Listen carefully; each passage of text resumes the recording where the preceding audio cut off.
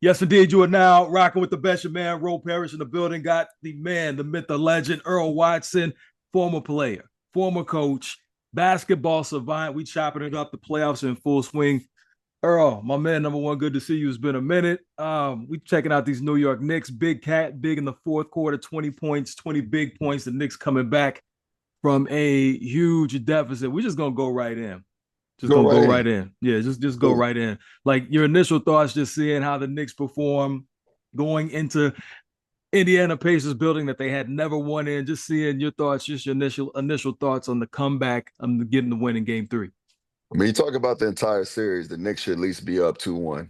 We understand that. The first two games they lost, they wasn't close. It felt like it was a more of a mental and togetherness that broke down within the end of those games.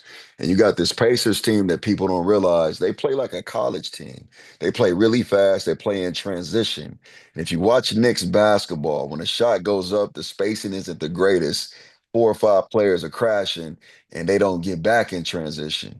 In reverse, if you watch the Pacers play, when they shoot the ball, they got three players back defending like a transitional wall to make sure that Josh Hart and the Knicks don't get easy points, putting the Knicks in half court basketball and forcing them to take tough shots within that. How did the Knicks overcome that role? They finally play their bench. And even though they bench didn't have a lot of impact, they adjusted, moved Mitchell Robinson to the starting role, Josh into the bench. And that allowed them to have an impact in those certain parts of the game, which are not a meat and potatoes type of the game, in the middle part of the game, to have some type of stability. So I'm looking at that. You just mentioned something key, talking about the Knicks finally played their reserves. Coach Tibbs, he's known for not really going deep into his rotation. We've seen this has been something that he's done his entire coaching career. From what you know, number one, being on the court, coaching and as a player, but then having the insight to talk to the guys. Is there something that you think that changed that made him deviate from what he usually does, from what his coaching DNA has showed him who he is? And we have a lot of amazing coaches in our league. And what's really interesting, we have coaches who've been there for decades. And what a lot of those coaches are fighting are their old school methods to the new school methods. And what does that mean? Conceptual basketball. Like to be able to play in a free flowing offense, not knowing who's going to get the shot, the open spacing. Sometimes there is no spacing. How do you teach and coach that? How do you give conceptual openness with structure? That's the hardest thing to do. So I've never played against a Tibbs team where he doesn't control the offense, where he doesn't control the sets, where he's barking out calls every play. This is the first time I've seen him in his career just kind of let the players play. He trusts Jalen so much. And with that said, he's trying to grab control somewhere. So his control somewhere for me, just analyzing is I'm not going to play 10 deep because I don't trust that 8, 9, and 10th player to be able to play with so much freedom. So finally, he found a really good balance in playing 8, 9, and 10 or players deep, going deeper into his reserves, which allowed him to have some input. And it looked ugly and scary early. But in that second half, you can tell, even sitting Jalen down for most of the fourth quarter, you could tell that he found some trust. And when Coach Tibbs trusts you, he's able to influence you and impact you to be so empowered offensively, and that's what we're seeing. It was a big time win for the Knicks, right? It stunned the Pacers. The next question is the Pacers have never been hit in the mouth like that in this Right. playoff series run. How do they bounce back, and how does Pascal Siakam stay consistent, putting up big numbers? No, Pascal's been absolutely amazing, and you know him because you've worked very close with him over the past couple of seasons, professionally and even off the court when you work with him individually with the skill set. So obviously, the Pacers are a team that has been dominant this postseason. We see them take out the number one overall seed with the Cavs. We've seen them have that swag. We've seen Halliburton with the big time shots, talking that talk. You know how it goes. This Pacers team, I mean, I've heard some people saying that this could be a gentleman's sweep, but after last night's game, I kind of get a different feeling. How do you think the Pacers are going to bounce back, seeing that number one, Hallie's dad is going to be back in the building? He's been freed. He's no longer banned, but just them bouncing back from how they lost Game 3. So let's talk about Holly's dad. I don't think he's never should have been, kicked out anyway. Should have been reprimanded, but We seen, we Nah, man, you seen, gotta we go. Come seen, on, man. You gotta we seen go. the You gotta joke. We go. seen the Jokers. You seen the Jokers brothers get into it with people in the stands. That's in the stands, though. Come on, dog. This is on the court. You're a What's player. what's the difference, dog? What's the security The got to hold them back, dog? It's not his fault. Security got to true, hold them back. They but have to do dog, their job the same way security does their job when Jokic brothers run out the stands and try to jump onto the court. Well, how they got to get MVP to get that to get that leeway? He man. needs he Listen, needs he, hey, he needs he should have been reprimanded a couple of games, but it definitely was crazy. It's good that right. he's back, and I'm glad he has his father back. His dad is a turnip. I want to know what hood he really from. So that's people think Halliburton is a square. Clearly, he's not a square. The apple don't fall far from the tree. That seed is in there, so we respect that. But moving on, how do they bounce back? Well, let's give Carlisle his credit. Carlisle went to Indiana and revamped his coaching identity as well. He played really fast. He gave ultimate freedom, but he found structure within it. So when you watch, this is really important, man. When you watch the Pacers play, we know their identity. They're going to play quick in transition. And they have a four-man in Pascal Siakam, who is as quick as any player on the court at any size, any position. You have Halliburton, who is a distributor and a scorer. So that team, the Pacers, are going to give you transition points and high assist totals. In reverse, it's complete opposite for the Knicks. But let's get into the half court.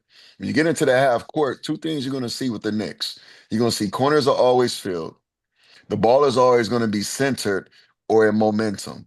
There's not going to be a lot of one-on-one basketball. If it is, you'll see the automatic screen coming, whether it sets a screen or they ghost a screen just to get some type of exchange. And when they get that exchange, that ignites and triggers their offense with back cuts, threes, driving kicks. So they're constantly attacking. What do the Knicks do in the half court? This is really intriguing. No one's picking up on. The Knicks are hugging their man on the weak side. And that is dangerous when you're playing against a Pacers team who have a bunch of athletic, smaller, thinner guards who are looking for driving lanes to the basket. And they get in those driving lanes to the basket in one-on-one opportunities because there's no help side defender even detouring that drive, even a half a man removed or a full body to just say this driving lane isn't here. You got to play around the horn, which we call shell defense.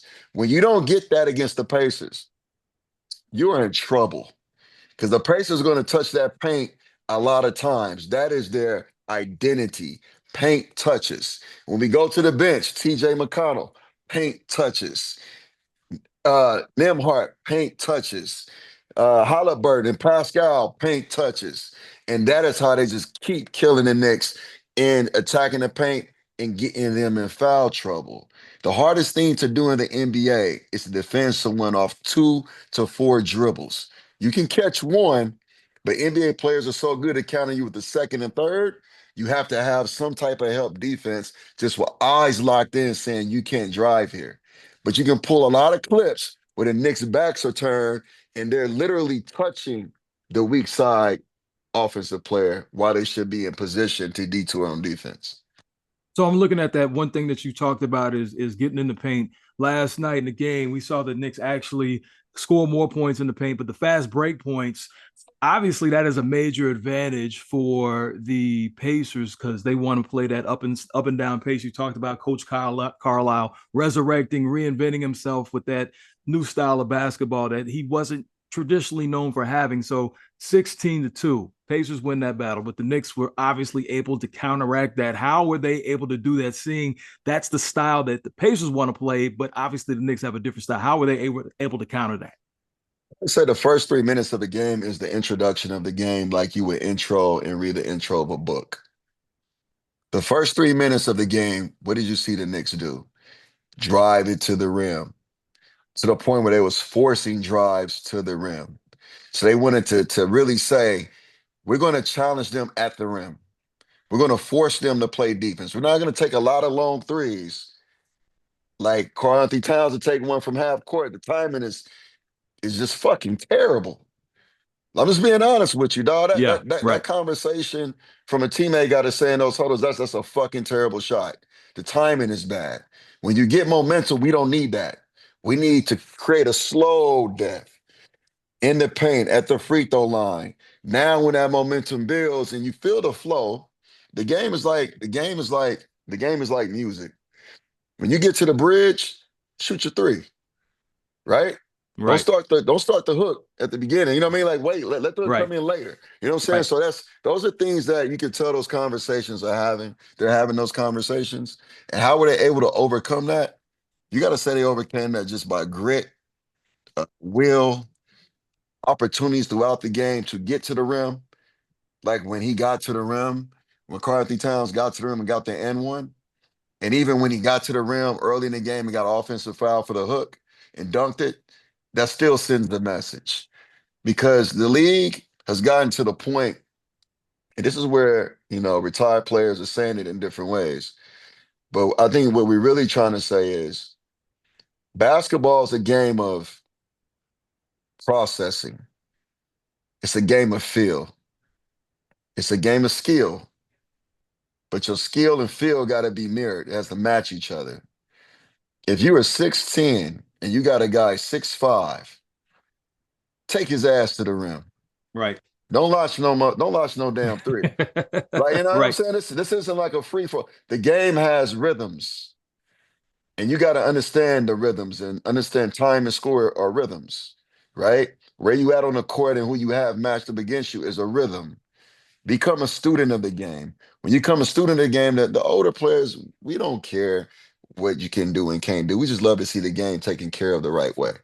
Absolutely. Now, Cat, listen, the mentality was different. We saw Jalen Brunson get in foul trouble, and we saw Cat elevate his game in the fourth quarter, 20 points, the most points he's ever had in the fourth quarter in a playoff game. But the mentality, not just settling for those open threes when you have a smaller player on you going in the paint. You talked about it, even when he gets called for offensive fouls, that play was reviewed.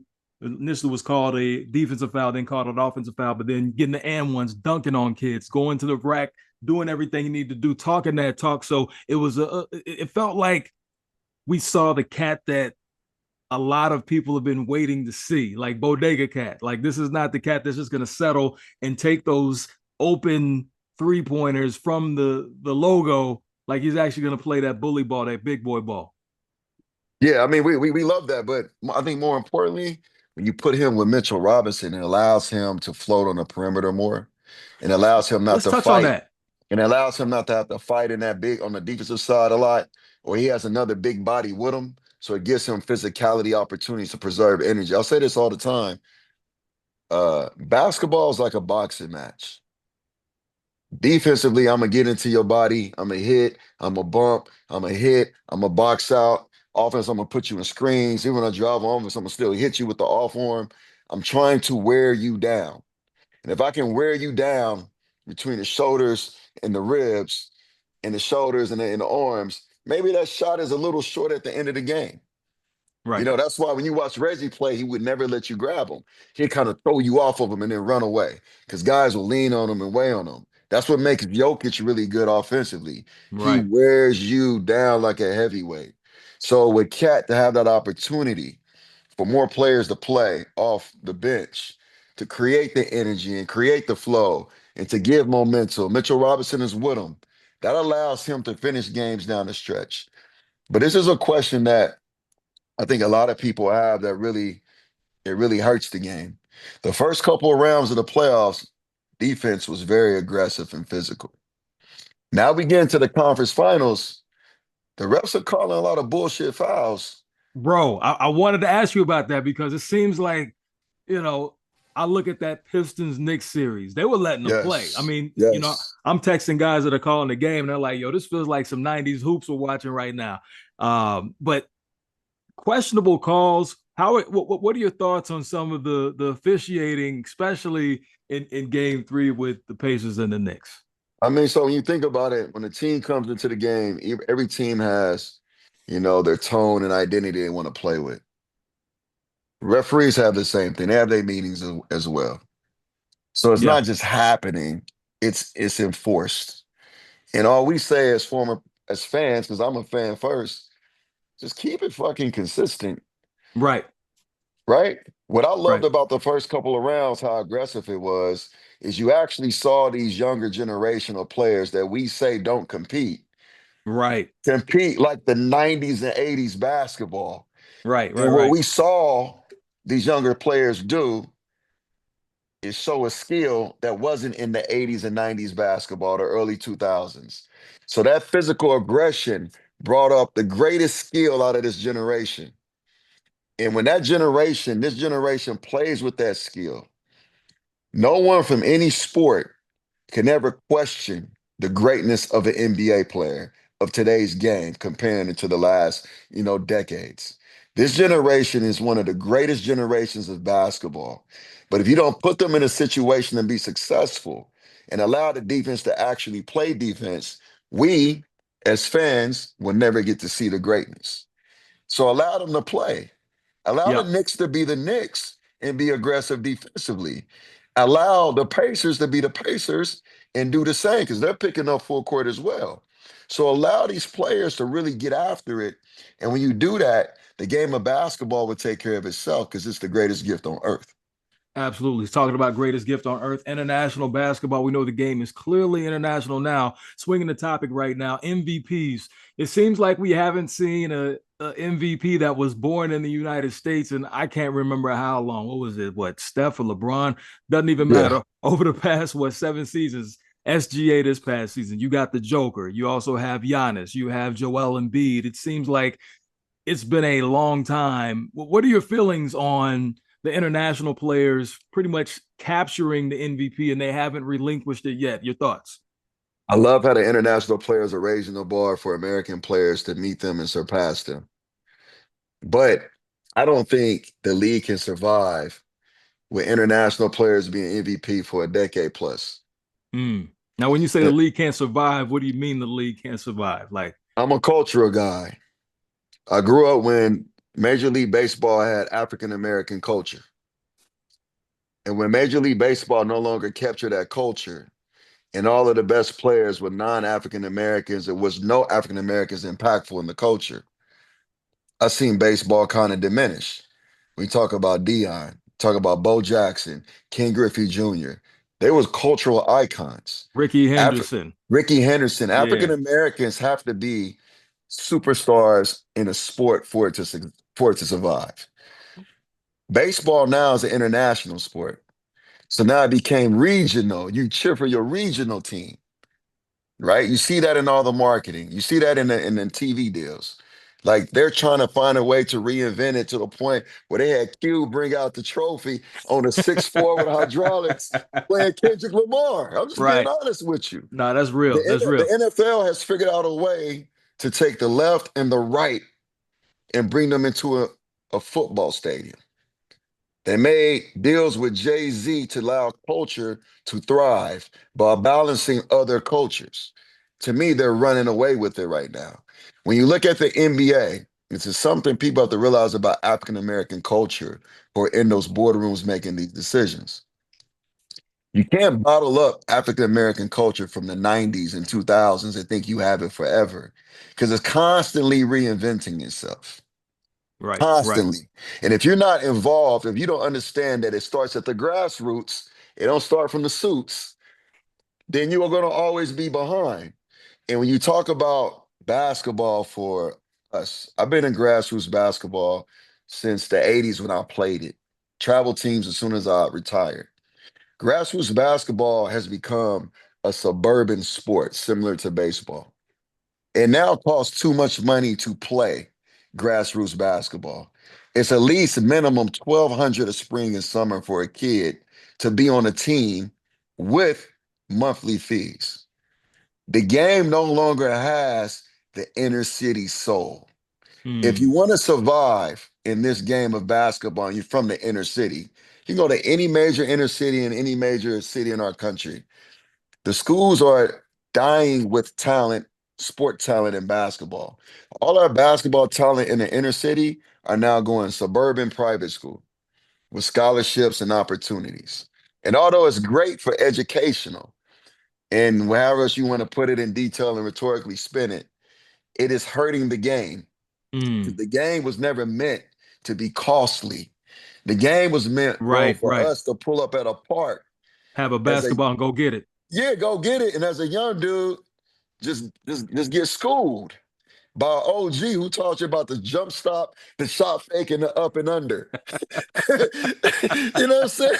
The Right, right, game right. was meant for you to get your ass whooped on the blacktop or in the gym, a rec gym, and then work on your game and spin it off into grassroots, high school, middle school, college. But now it's all kind of, and I hate to say it, they got to revamp the whole shoe company grassroots thing.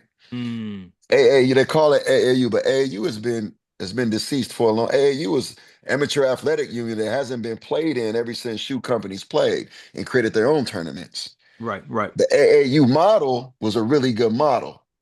The But it's the AAU, AAU culture.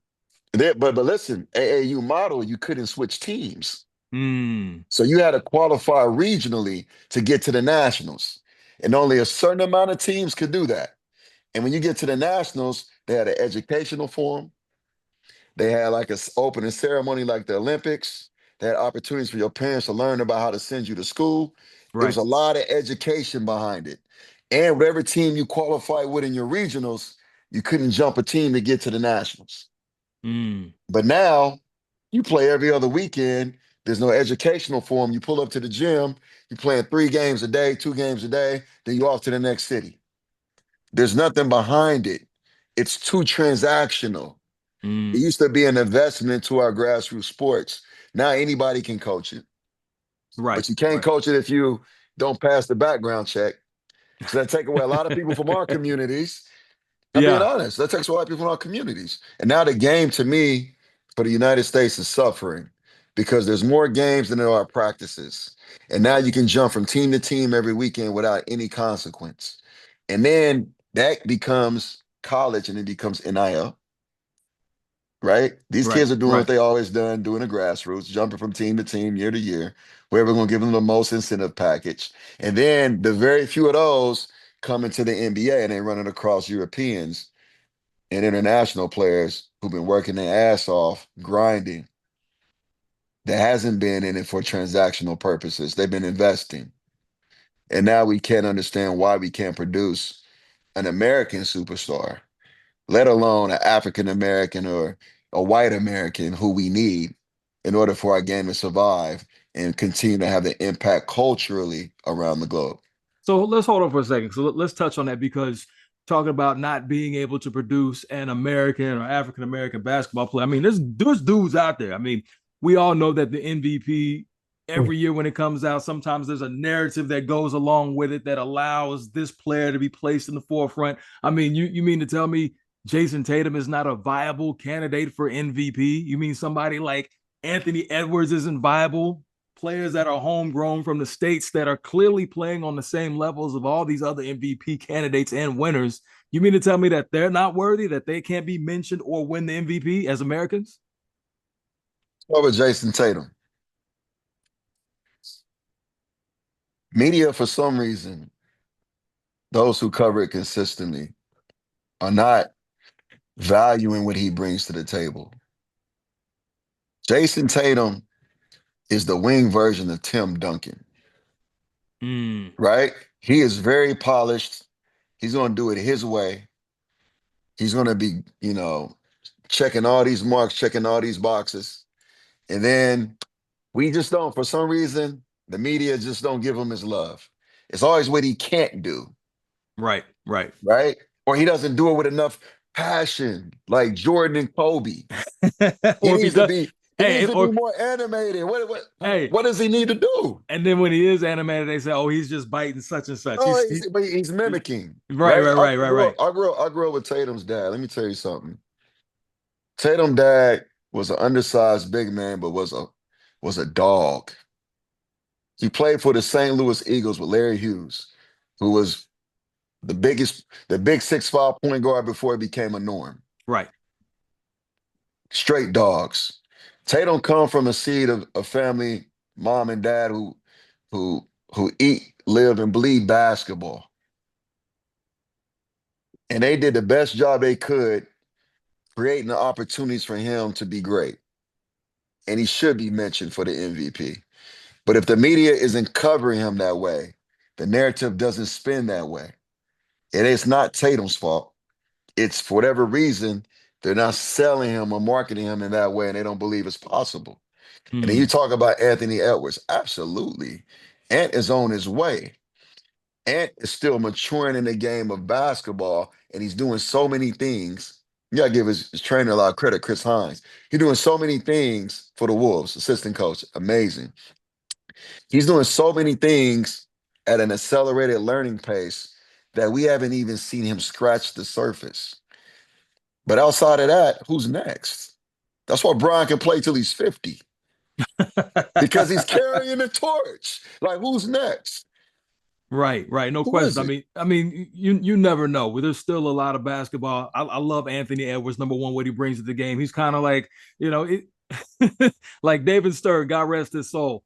He's almost everything that David Stern would be afraid of. He Yeah, plays like Jordan, but he carries himself like Iverson and has kids like Sean Kemp. So yeah. I love Ant Edwards, but is Cooper Flag going to be that type of player that they place the stamp on as the hope that can come in as a U.S. born player that could be a potential MVP? I mean, is he potentially the guy that's up next? I love Cooper Flag. I love Cooper. People are gonna start, trying to people compare players to race, right? So they're gonna start talking about Larry Bird. One thing Right. I know about Larry Bird is Larry Bird, and this is something I feel like was missing in our game until I seen these playoffs when they got aggressive. It's this thing that no one talks about. Confrontational competitiveness. Hmm.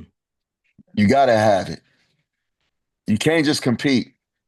You just can't be just confrontational. You gotta have Mm-hmm. both.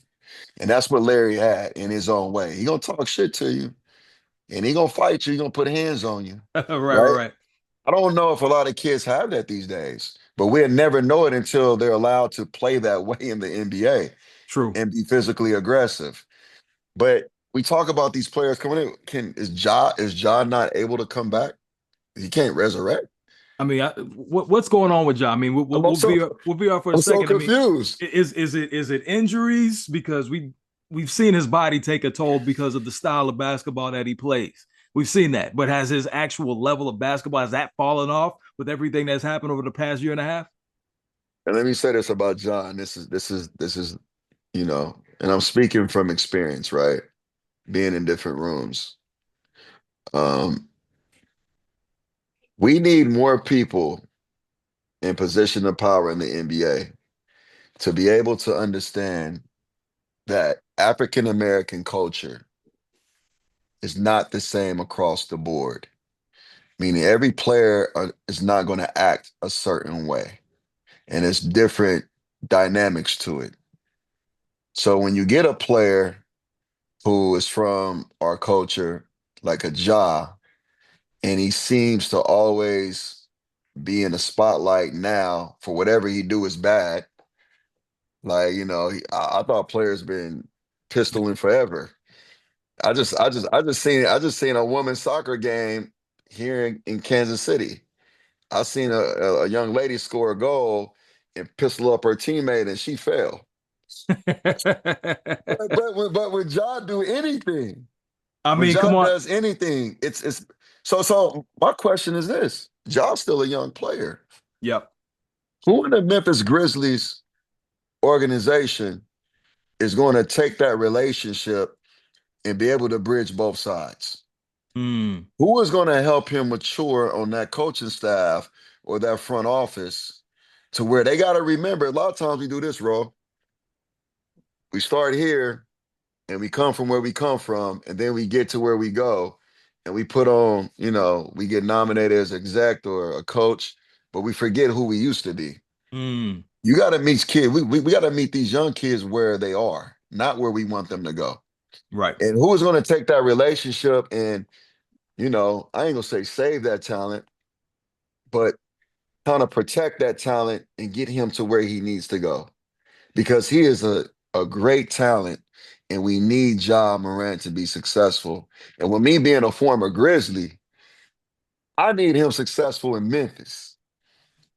I mean, you say successful in Memphis, but is that even going to be the case? We know the coaching situation is changing. We know that potentially he has the opportunity to exit Memphis and go somewhere else. I mean, does that realistically take your Memphis Grizzlies hat off? Does Ja Morant having success realistically happen in Memphis, or is it better if it happens somewhere else for him? You know what's crazy? I'm gonna say this, and I don't know if it's gonna get accepted or not. It's a team in South Beach that has a leader who people are saying is stuck in his ways. And I once played for a very seasoned coach named Hugh B. Brown, who I felt like he was so stuck in his way. I did not like him in the beginning. I was hitting my then agent Bob Myers, who became Golden State, you know, exec of the year, who went to UCLA, so it was a relationship. He was my agent at the time. I kept saying, this old dude is mean. Jerry Right. West at the time, my GM, was like, you've never been coached. Mm, Try to give him an opportunity to change your life. And it didn't get to the point where I just submitted and realized I had to put my ego aside. I had to sit and go up to UB Brown and say, listen, whatever misunderstanding we had, I apologize. I want to get better. right. And in that moment, he didn't stop cussing me out, but he cussed me out from a place of love.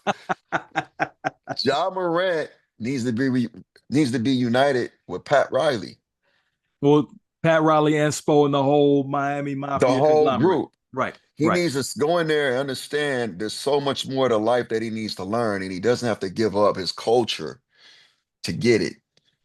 You can compromise and meet in the middle of egos and say, this, I'm really strong in this. And they can say, well, you need to learn how to be a pro in this.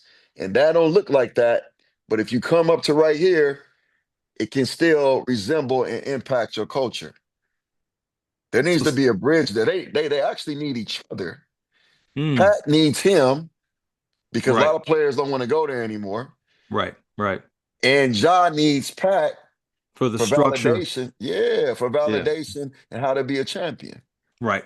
That would be interesting to see if that happened to see John Morant go to the Miami Heat. The Miami Heat, obviously, they have Bam, they have Tyler Hero, but it seems like they've lacked that enormous star that can clearly be a game changer in the league, like someone like a D Wade or someone like LeBron or a Shaq, someone that they've had in the past. Even Alonzo Mourning, who was a perennial All Star, an All NBA player. Miami needs that type of face of the organization.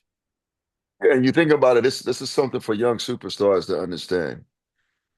To be one of the greatest players ever, you have to win championships. Mm, And in order to win a championship, you can't come to a team and be able to display every one of your skills. You have to sacrifice some of your skills for the greater good of the championship. So it's okay to go into a space where you feel like you're in a structured box and you can't use all your resources and skills, but the ones you will use is going to propel you to greatness. And that's something that, even Kobe had to learn doing it, running the triangle. And I think that's something that Ja needs to learn because, like you said, the wear and tear on his body for sustainability is going to be very difficult. And when I watch him play, I don't think it's injuries. I think they took the love out of the game because no matter what he does, he's criticized. And he feels like no one in that organization is probably protecting him. Because I don't see it publicly. He feels misunderstood. So he's just going up to work, playing hard, and checking that box. right, There's right. a difference in doing that and also going to work and just playing with so much energy is so infectious, like the early Ja, where they just he was just he's an artist. If you give an artist a canvas and it's already painted, and you say you got to paint within the lines, every artist is going to struggle.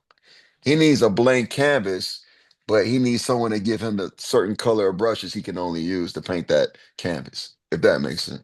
Word, word.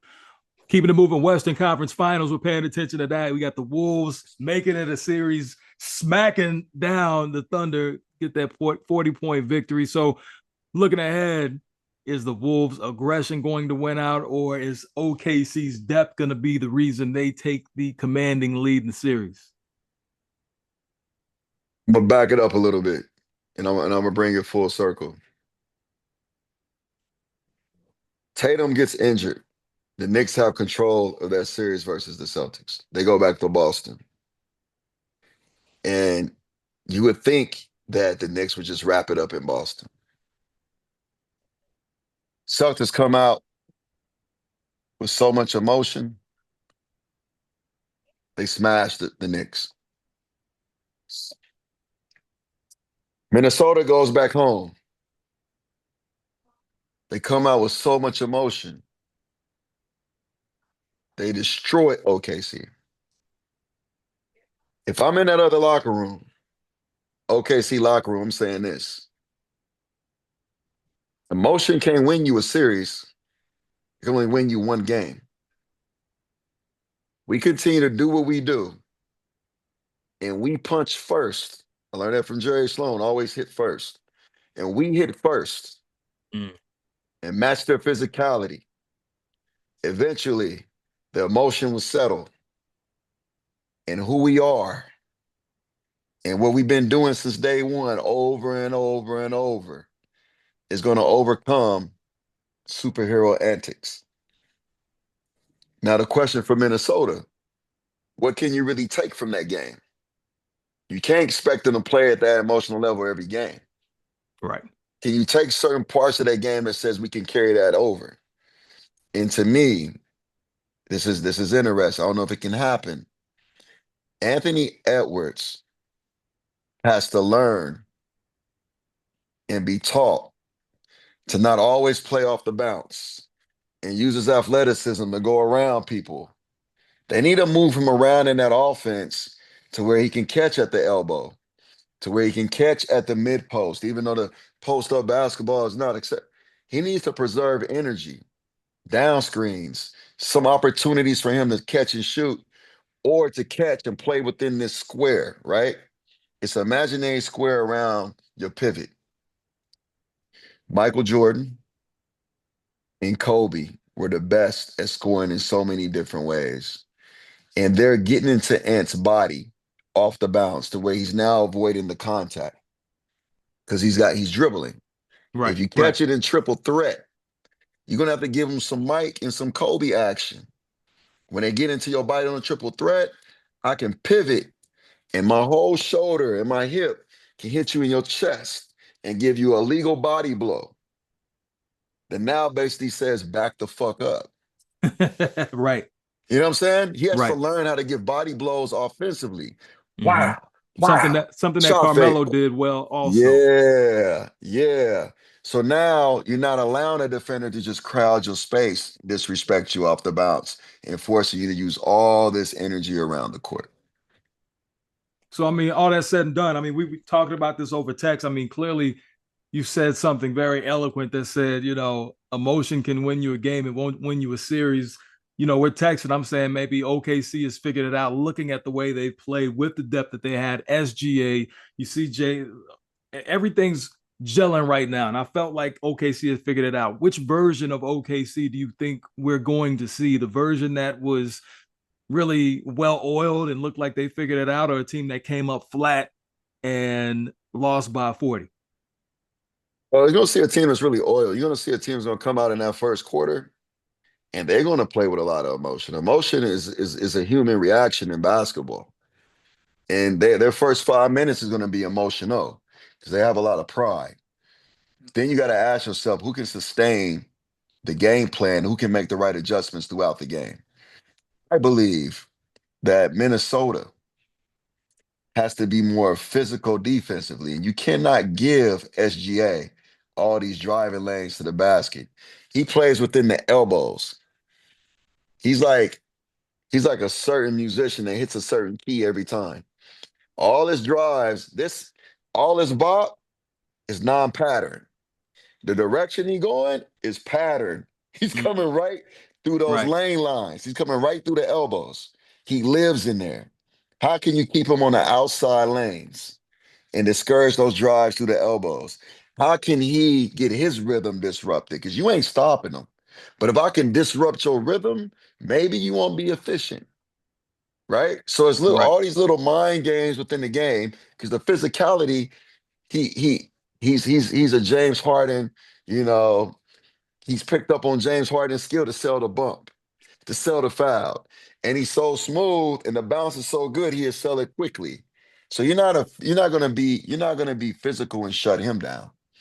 Now you got to ask, what's another way we can disrupt his rhythm? And that's to disrupt his pad. Because you're Mm. not disrupting the bounce. No one's disrupting that. All right, so let's wrap this thing up. Who we got? Who you got? Who you got? Wolves, OKC. Pick one. Who you got? Well, Wolves tonight, close game. Anthony Edwards going to do his thing, but Julius Randle found something. And he plays in that box with physicality. I think he's going to be a monster at the mid post and a monster getting to the rim. So you like Minnesota to get the dub. 2-2. There it is. So I going to back to the Eastern Conference. Knicks, Pacers. What you think for the next game? What we looking like? It's going to be a lot of technical fouls. You know, it's going to be some confrontation. And depending on how the referees let the players play, if it's physical, the Knicks win. If it's touchy, the Pacers are too fast and too quick.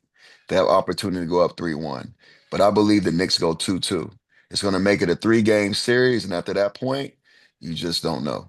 Either way, we get more basketball the way you call it. Hey, his name is Earl Watson. I'm Ro Parrish. This is some intellectual, stimulating, culturistic basketball conversation. We appreciate you for rocking with us, and we will see you next time. Respect and salute. Peace.